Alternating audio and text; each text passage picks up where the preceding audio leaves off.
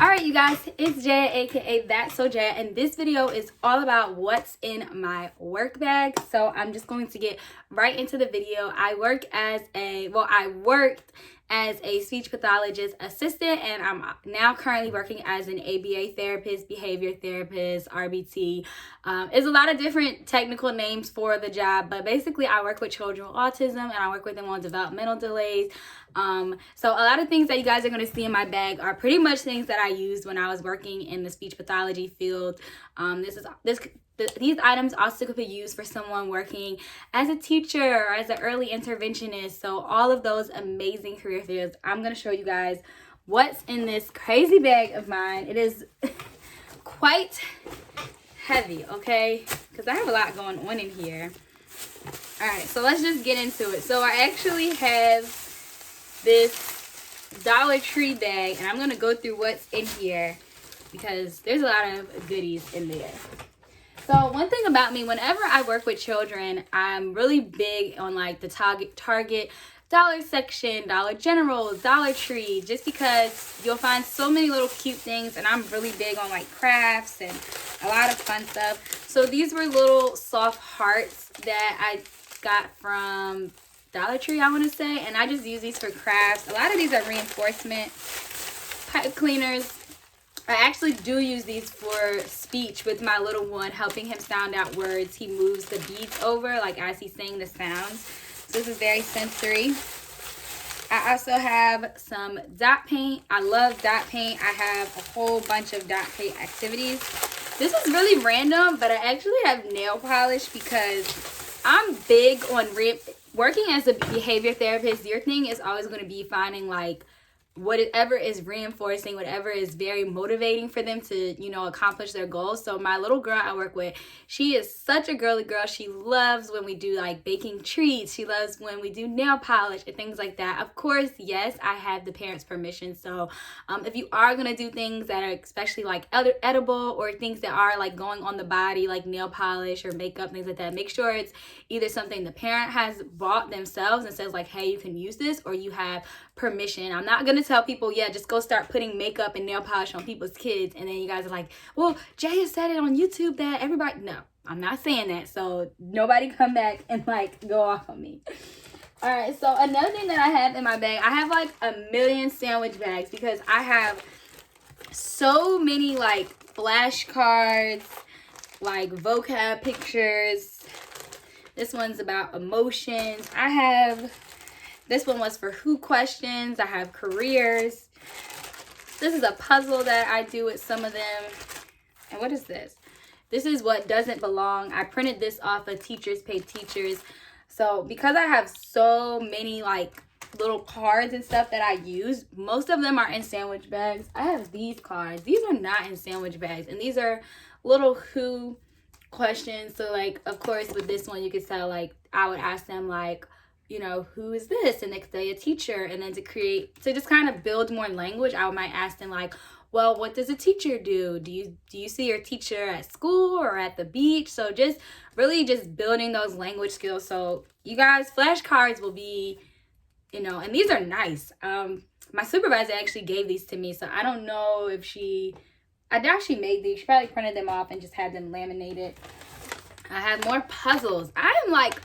Puzzles to me are just, I don't know what it is. They're cheap and they take a long time to do, so I can just get a lot of language. I'll just ask a bunch of questions, and instead of me just sitting there having a back and forth conversation, it's just something for them to do, to like have their hands moving. So I love a good puzzle. Once again, I have more stuff in sandwich bags. This is actually a little board game that I printed off from Teachers Pay Teachers. So this is like the cards, the questions that go with that board game. I have this notepad. I do this when we're doing like writing sentences or tracing. I got this notepad from Dollar Tree. As you guys can see, it's ripped. So that goes to show I got it from Dollar Tree.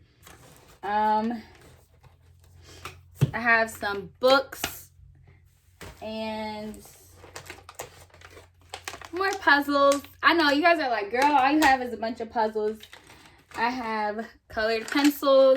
I do a lot of coloring activities with my little ones, so I have lots of colored pencils, markers. These are dry erase markers that I haven't even opened yet because I was trying to find a dry erase board, and I'm like, I'm about to just order one off of Amazon because I could not find one. This is a sketch pad. This is pretty much has no more pages left. So I feel like you can do so many crafts when it comes to like just having paper and markers. Like you can play like little tic-tac-toe games. You can literally just draw and say like, you know, use a story and say, all right, well, I want you to draw what makes you happy. So there's just so many things. I know I sat through a lot of Clubhouse with different speech pathologists, and I also in Facebook groups with different SLPs, and they're always talking about how they're always like printing off things and finding work. But I feel like the one thing I love about this career is that you have to learn how to turn nothing into something. So I'm the type of person where it's like, listen, we can do 30 minutes with just a marker and a piece of paper, and I can say like, all right, well, let's do these questions, or let's say this sound, like are showing pictures with this letter sound, their target sound in it, and I will just create some game. You know, I'm a big Pinterest, Google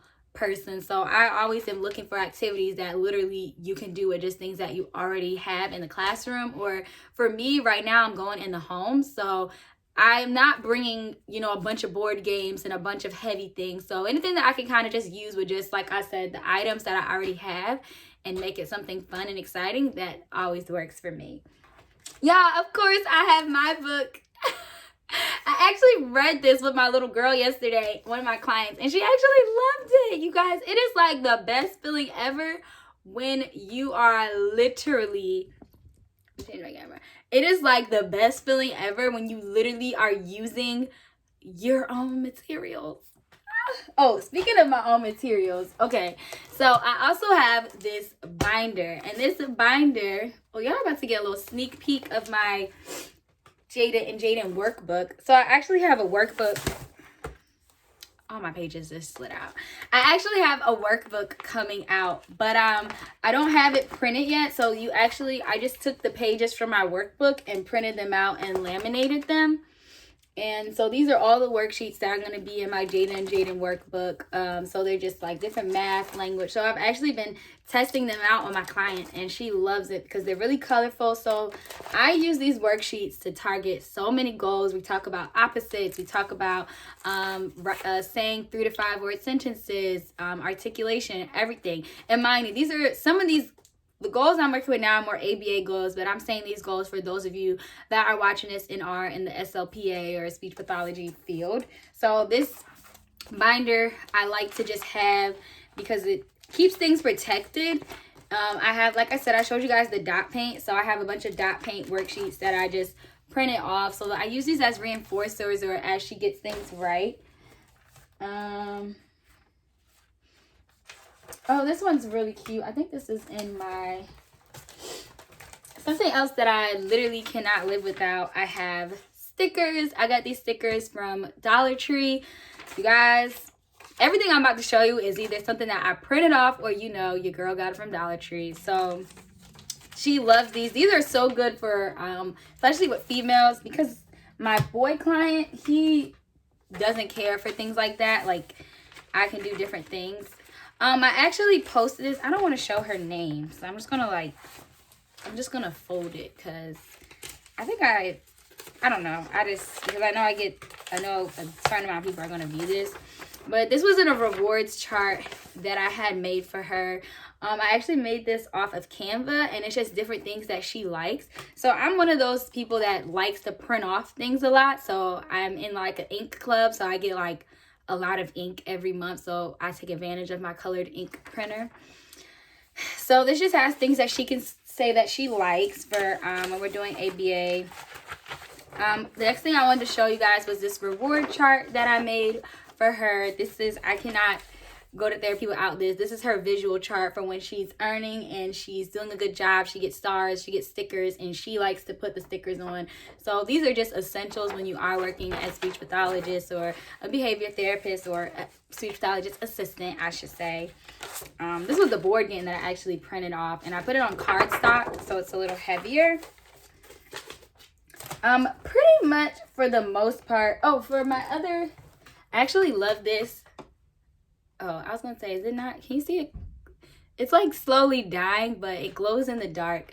This is just another little sensory toy. The little boys, oh my God, when I was working as an SLPA in Maryland, they love this little spiky toy. Like, I'll play catch with them. I'm just a very hands-on therapist, because I feel like if you're bored, they're probably bored too. And I don't want to just keep printing out different worksheets. Like, the idea, especially with speech therapy or ABA therapy, is that it's not something that you want them to be in for long term. You want them to have to enjoy themselves and be working and motivated to the point where you're like, okay, they are excelling. They don't even need this anymore. So that's always what I keep in the back of my mind.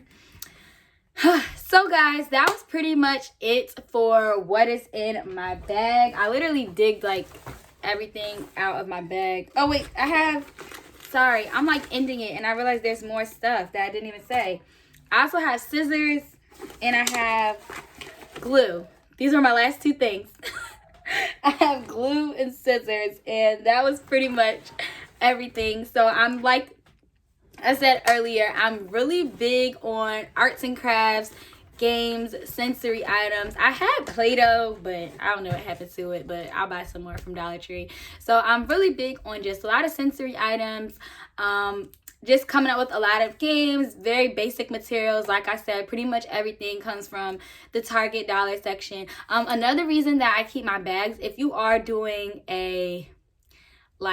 like a contractor, or if you're doing like a 1090 form, like I know with one of the ABA companies that I was working with, whenever you could write off your mileage, you could write off when I had to pay tolls. So I try to save my receipt for pretty much everything, because I know the one guy that I did my taxes with, he was able to give me all of my money back that I spent on like a lot of these things. So, and then I know sometimes if you work in a school, they'll give like teachers and therapists a budget to like just have stuff in the classroom. So that was something that I always take advantage of in the beginning of the school year. I know everything is virtual right now, so I know you guys aren't really in the classroom like that, but if you are going to a clinic or doing home health, comment down below like what setting you would want to work in, and what are some essentials that you have in your work bag when you're working with children, because y'all see my work bag is all over the place and I have a lot of stuff.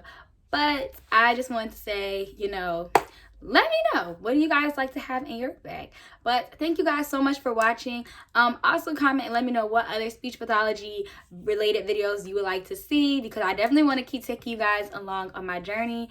I am a graduate class of 2022. I will have my master's. So y'all, let me know what grad school or future SLP content you would like to see. But thank you guys so much for watching.